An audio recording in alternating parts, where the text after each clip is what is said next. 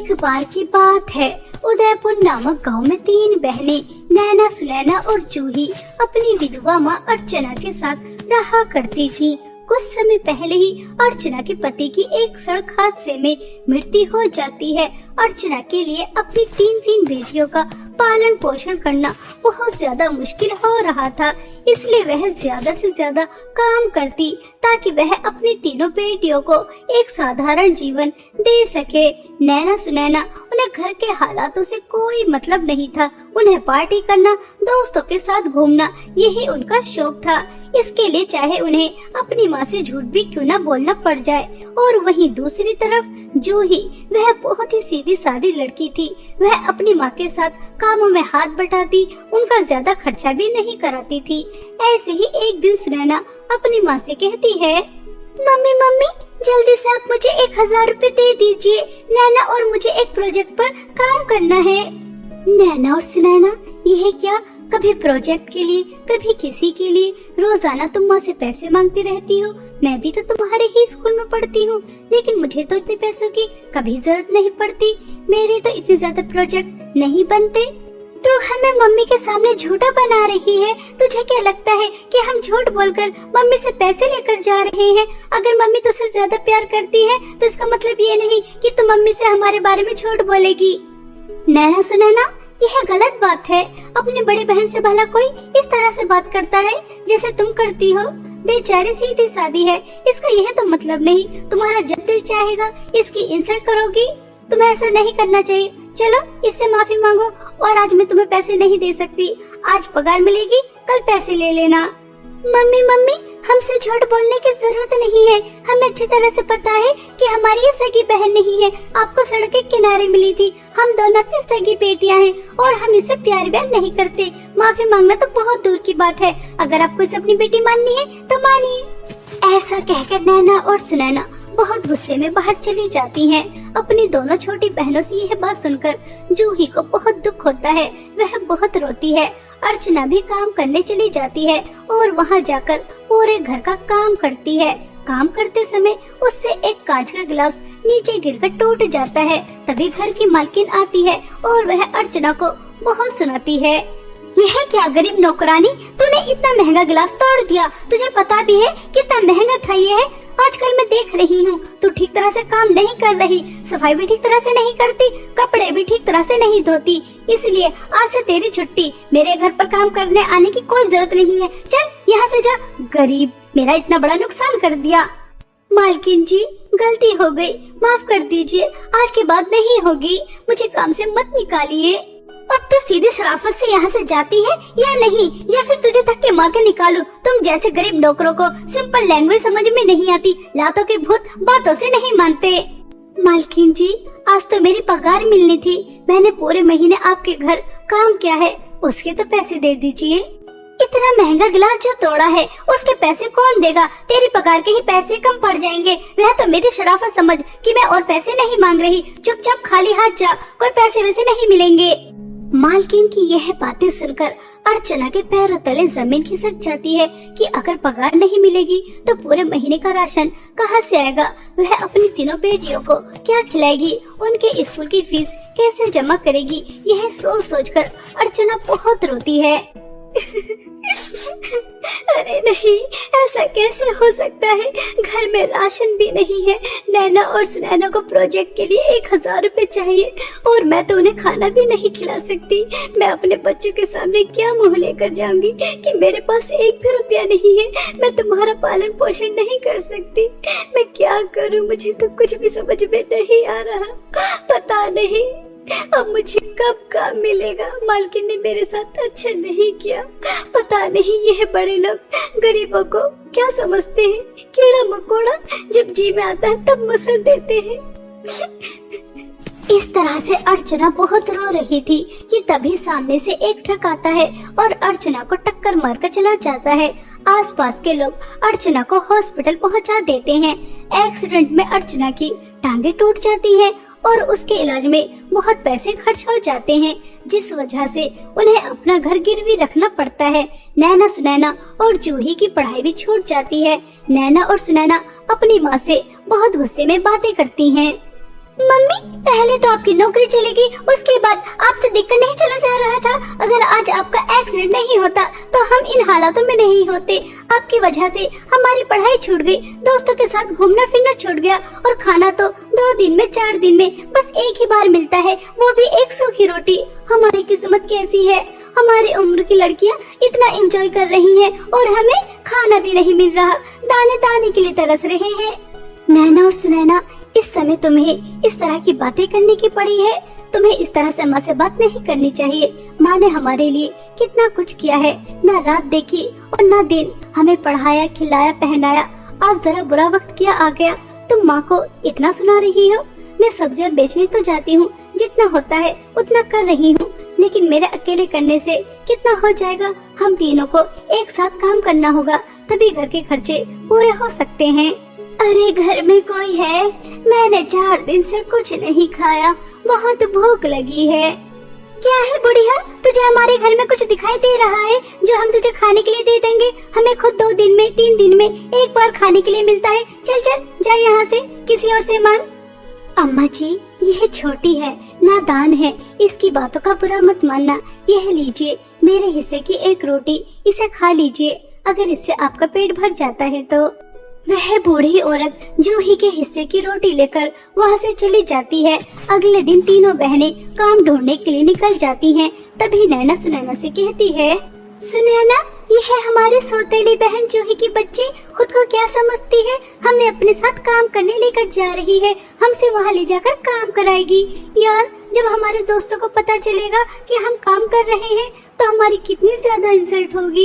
इसलिए मैं तो कहती हूँ इस जूही की बच्ची को सबक सिखाते हैं ताकि इसे अक्ल ठिकाने आ जाए। वैसे भी हमारी सौतेली बहन है, इससे हमेशा हमेशा के लिए पीछा भी छूट जाएगा। ऐसा सोचकर दोनों बहनें बहुत खुश हो रही थी और बेचारी जूही इन सब बातों से बेखबर कि उसकी बहन उसके साथ क्या करने वाली है। कुछ दूर चलने के बाद नैना और सुनैना को कुछ जंगली जानवर नजर आते हैं, तो दोनों बहनें उसे उनके सामने फेंक देती हैं और वहां से भागकर आ जाती हैं। जूही बहुत मुश्किल से उन जानवरों से अपनी जान बचाकर वहां से आ जाती है। जूही को जिंदा देखकर दोनों बहन बहुत गुस्सा करती हैं और काम की तलाश में कुछ दूर और चलती हैं, तो उन्हें एक बहुत अद्भुत चीज नजर आती है, और वो थी 3 नदी। जहाँ एक नदी के पास सोने की ड्रेस थी, उस नदी से सोने के सिक्के बह रहे थे, और दूसरी नदी जिसके पास चांदी की ड्रेस थी, उसे चांदी के सिक्के, हीरे जवाहरात बह रहे थे, और तीसरी नदी जिसके पास एक सिंपल ड्रेस थी जिसके अंदर से कुछ भी नहीं बह रहा था।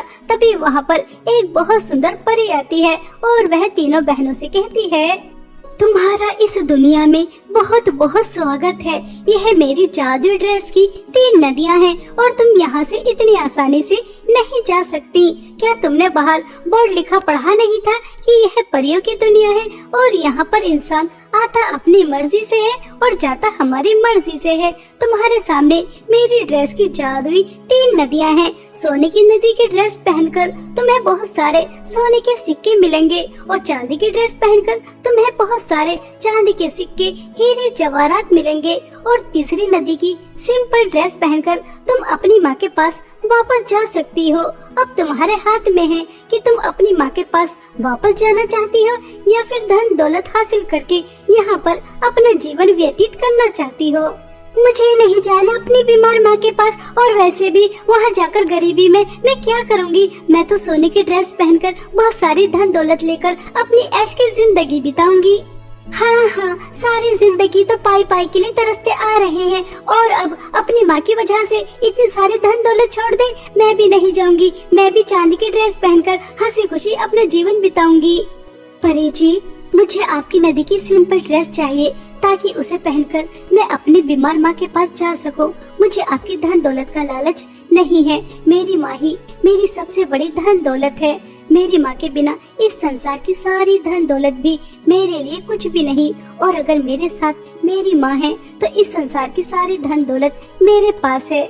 नैना और सुनैना, तुम धन दौलत का लालच कर बहुत गलत कर रही हो, क्योंकि लालच बहुत बुरी बला होती है।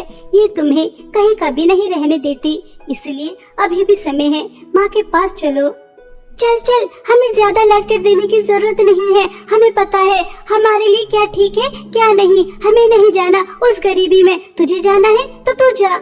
जूही अपनी दोनों बहनों को बहुत समझाती है, लेकिन वह उसकी एक नहीं सुनती और परी अपनी नदी की तीनों बहनों को एक एक ड्रेस दे देती है। नैना और सुनैना जैसे ही सोने और चांदी की ड्रेस पहनती है तो वह एक अलग ही दुनिया में पहुंच जाती हैं, जहां पर उन्हें जाकर बहुत ज्यादा काम करना पड़ता है। और जूही सिंपल ड्रेस पहनकर अपनी माँ के पास आ जाती है, लेकिन उसके घर जाते ही धन दौलत का अंबार लग जाता है। यह देखकर जूही चौंक जाती है। तभी उसके पास परी आती है और वह जूही से कहती है, जूही, तुम्हें हैरान होकर देखने की जरूरत नहीं है। तुम्हें तुम्हारे अच्छे स्वभाव का फल मिला है। तुमने लालच नहीं किया, धन दौलत और मामे से माँ को चुना, जिसकी वजह से तुम्हें तुम्हारी माँ और इतनी सारी धन दौलत मिली है और तुम्हारी दोनों बहनों को उनके लालच का फल मिल गया है। अब तुम अपनी माँ और इतनी सारी धन दौलत के साथ हंसी खुशी जीवन व्यतीत कर सकती हो।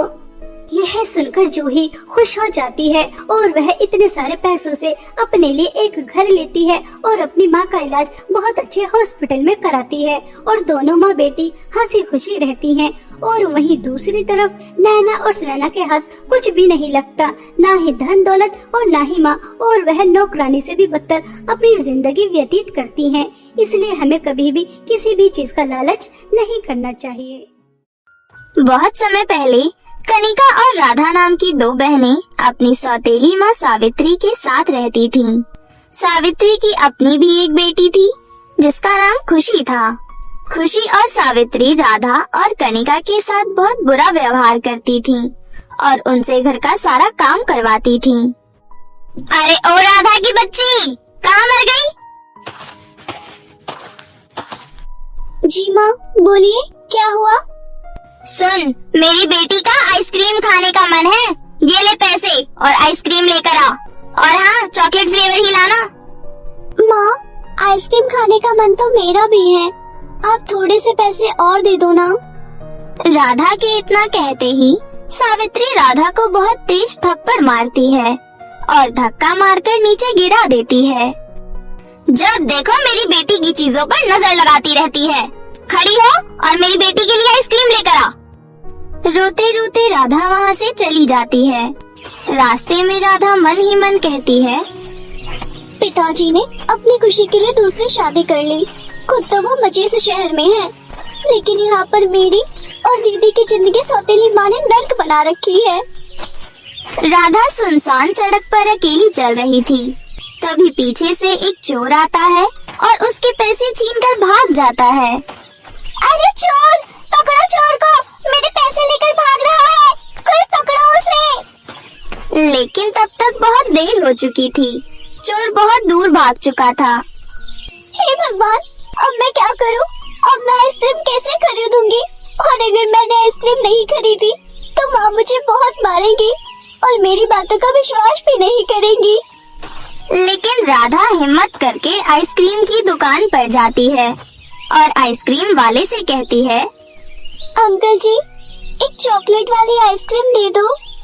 जरूर बेटा, लाओ, पैसे दो। अंकल जी, मेरे पास पैसे नहीं है। मैं क्या यहाँ पर फ्री में लंगर बांट रहा हूँ? जब देखो मुंह उठाकर आ जाता है कोई भी। जा यहाँ से, पता नहीं कहाँ से आ जाते हैं। थोड़ी देर बाद राधा घर पहुँचती है। क्यों री कलमुही, इतना समय क्यों लग गया आने में? और आइसक्रीम कहाँ है? माँ, वो आइसक्रीम। क्या वो कर रही है? कहाँ है आइसक्रीम? जल्दी बता। माँ, एक चोर सारे पैसे छीन कर ले गया। मैं आइसक्रीम नहीं खरीद पाई। अरे माँ, ये देखो कितना झूठ बोल रही है। उन पैसों से इसने खुद ही आइसक्रीम खा ली होगी। दोनों माँ बेटी मिलकर राधा को पीटने लगती हैं। आज पूरे दिन तुझे खाना नहीं मिलेगा। जा यहाँ से और घर का काम कर, हरामखोर कहीं की। रोते रोते राधा अपनी बड़ी बहन कनिका के पास आती है और सारी बात बताती है। बहन, तुम रो मत, मुझे पता है तुमने ऐसा नहीं किया। दीदी, हमें इन दोनों से कैसे छुटकारा मिलेगा? इन दोनों ने हमारी जिंदगी नर्क बना रखी है। तू चिंता मत कर बहन, बहुत जल्दी सब कुछ ठीक हो जाएगा। दोनों बहनें मिलकर घर का सारा काम करती हैं। थोड़ी देर बाद कनिका सावित्री के पास जाती है और कहती है, माँ, घर का सारा काम हो गया, अब हमें खाना दे दो और राधा का भी खाना दे दो। अभी राधा छोटी है, उससे गलती हो गई। उसकी तरफ से मैं आपसे माफी मांगती हूँ। आगे से कभी भी वो ऐसा नहीं करेगी। माँ, आप राधा को खाना मत देना, उसने मेरी आइसक्रीम खाई है, उसको आप खाना मत देना। और आप अगर उसको खाना दोगे तो मैं खाना नहीं खाऊंगी। अरे मेरी प्यारी गुड़िया, ऐसे मुंह मत फुलाओ, मैं उसको खाना नहीं दूंगी बेटा। इतना कहकर सावित्री कनिका को एक रोटी देती है। ये पकड़ एक रोटी और जा यहाँ से, और अगर अब कुछ बोलेगी तो तेरा भी खाना बंद कर दूंगी मैं। कनिका एक रोटी लेकर राधा के पास आती है और कहती है, राधा, खाना खा ले। मैंने तो खा लिया, एक रोटी मैंने तुम्हारे लिए बचा दी है, ये तुम खा लो। लेकिन माँ को मत बताना कि मैंने तुम्हें रोटी दी थी। आप झूठ बोल रही हो दीदी, मुझे पता है आपने कुछ नहीं खाया है। ये रोटी आप ही खा लो, मुझे बिल्कुल भूख नहीं है। अच्छा ठीक है, एक काम करते हैं, इसे आधा आधा खा लेते हैं। दोनों बहनें उस रोटी को आधा आधा खा लेती हैं और रोटी खाकर चुपचाप सो जाती हैं। अगले दिन सावित्री राधा और कनिका को अपने पास बुलाती है और कहती है, सुनो तुम दोनों, ये लो पैसे और बाजार से जाकर फल और सब्जियां ले आओ। और हाँ, आज तुम दोनों बाजार बिना चप्पल के जाओगी, यही तुम्हारी सजा है। लेकिन माँ, बाहर तो इतनी तेज धूप है, हम नंगे पैर कैसे चलेंगे? मैंने एक बार बोल दिया तो बोल दिया, जाओ यहाँ से, बाजार से सब्जियां लेकर आओ, नहीं तो प्रेस से तुम्हारे हाथ जला दूंगी। रोते रोते दोनों बहन बाजार चली जाती हैं। बाहर धूप बहुत तेज थी, दोनों के पैर जल रहे थे। दीदी, मेरे पैर जल रहे हैं, मुझसे चला नहीं जा रहा। राधा, तू एक काम कर, इस पेड़ के नीचे बैठ जा, मैं सब्जियां लेकर आ जाती हूँ। तभी कनिका और राधा के पास एक बुढ़िया आती है। अरे बेटे, मुझे चक्कर आ रहे हैं, क्या तुम ये सामान मेरे घर तक छोड़ दोगे? बस थोड़ी ही दूर पर मेरा घर है। आइए दादी, आप हमारे साथ चलिए, हम आपके सामान और आपको घर छोड़ देते हैं। दोनों बहनें बुढ़िया का सामान लेकर बुढ़िया के पीछे पीछे चलने लगती हैं। थोड़ी देर बाद कनिका और राधा बुढ़िया के घर पहुंच जाती हैं। तुम दोनों का बहुत बहुत शुक्रिया, तुम दोनों तो बहुत ही संस्कारी हो। लेकिन बेटी, तुम दोनों इतनी गर्मी में कहाँ जा रही थी और तुम नंगे पैर क्यों हो? बूढ़ी औरत की बात सुनकर राधा रो पड़ती है और कहती है, दादी, हमारे घर में हमारी सौतेली माँ है जो हम पर बहुत अत्याचार करती है। आज तो उन्होंने हद ही कर दी, हमें नंगे पैर इतनी धूप में बाजार में सब्जी लाने को भेज दिया। हे भगवान, तुम्हारी सौतेली माँ तो बहुत ही दुष्ट औरत है। ऊपर वाला ऐसी सौतेली माँ किसी को ना दे। लेकिन तुम दोनों चिंता मत करो, मैं तुम्हारी मदद करूँगी। उसके बाद वो बूढ़ी औरत उन दोनों को एक नदी के पास ले आती है। बेटी, ये सोने और चांदी की चूड़ियों की नदी है। हे जादुई नदी, इन दोनों बहनों की मदद करो। तभी उस नदी से सोने और चांदी की चूड़ियाँ बाहर निकल कर आती हैं। बेटी, तुम ये चूड़ियाँ रख लो, ये सोने और चांदी की जादुई चूड़ियाँ हैं। ये तुम्हारी हर मुसीबत में मदद करेंगी। उसके बाद दोनों बहनें चूड़ियाँ लेकर अपने घर चली जाती हैं। अब जब भी सावित्री राधा और कनिका को मारती थी तो राधा और कनिका बहुत हंसती थी। उन दोनों पर मार का कोई असर नहीं होता था और अब वो दोनों अपनी सौतेली माँ से खाना भी नहीं मांगती थी। वो दोनों सोने और चांदी की चूड़ियों से ही खाना मांगती थी और सोने और चांदी की जादुई चूड़ियों की मदद से घर का सारा काम भी कर लेती थी। माँ, आप देख रही हो ना, आजकल दोनों बहनें कुछ ज्यादा ही खुश रहती हैं और अब तो आपसे खाना भी नहीं मांगती और तो और घर का काम भी बहुत जल्दी कर लेती है। हम दोनों इन्हें कितना मारते हैं लेकिन कोई असर ही नहीं है इन दोनों पर। मुझे लगता है कुछ न कुछ गड़बड़ जरूर है। आज से हम दोनों इन दोनों पर नजर रखेंगे। दोनों माँ बेटी छुपकर राधा और कनिका पर नजर रखने लगी। एक दिन राधा और कनिका सोने और चांदी की चूड़ियों से खाना मांगती हैं, तो वो सब सावित्री और प्रिया देख लेती हैं। अरे माँ, इन दोनों के पास तो सोने और चांदी की जादुई चूड़ियाँ हैं। माँ, ये चूड़ियाँ मुझे भी चाहिए। इसके बाद सावित्री और खुशी राधा और कनिका के कमरे में जाती है और उनसे चूड़ियाँ छीन लेती है। इसके बाद खुशी और सावित्री अपने हाथों में चूड़ियाँ पहन लेती हैं, लेकिन चूड़ियाँ पहनते ही उन दोनों को बहुत तेज करंट लगता है। अरे माँ, इन चूड़ियों में तो करंट आ रहा है। बचाओ, कोई बचाओ मुझे। राधा, कनिका, बेटियों मुझे माफ कर दो। हमने तुम्हारे साथ बहुत गलत किया है। रोको ना इनको। सोने और चांदी की जादुई चूड़ियाँ, इन्हें माफ कर दो, इन्हें छोड़ दो। राधा के इतना कहते ही सावित्री और खुशी के हाथों में से चूड़ियाँ निकल जाती हैं। हमें माफ कर दो बेटी, हम आज के बाद तुम्हारे साथ बहुत अच्छा व्यवहार करेंगे। उस दिन से खुशी और सावित्री दोनों राधा और कनिका से अच्छा व्यवहार करने लगी। अब सभी मिलजुल कर हंसी खुशी रहने लगे।